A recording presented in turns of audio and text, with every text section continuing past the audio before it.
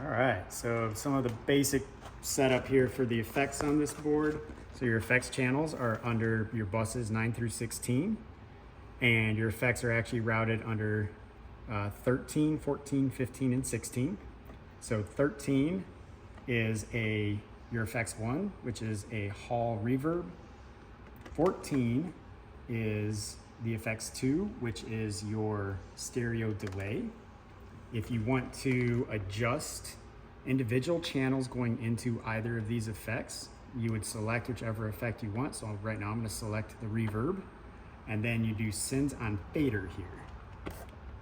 And then if that thing's blinking, that means whatever channels over here on this side, in this case we're just messing with channels 1 through 8, this is what's being sent to your effects channel, which is then going to your mains.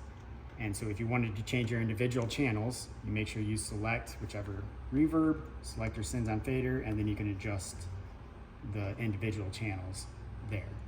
When you are done with that, always, always, always, always make sure to turn off that sends on fader. Because if you don't, you're gonna think you're mixing the house and you are gonna really be messing up on your effects. So just make sure this thing isn't blinking, unless you're intentionally trying to do something.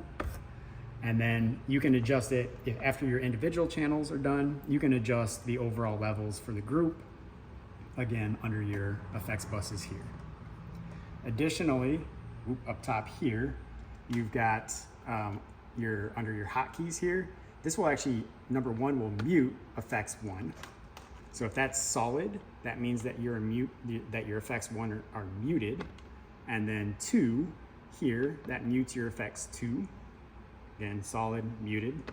And then 3 here, that's actually your time delay on your stereo delay. So this, generally what you would want to do is kind of tap it quickly to the beat of the music. And that will just kind of time out your delay to help line up with the music. And that's basics.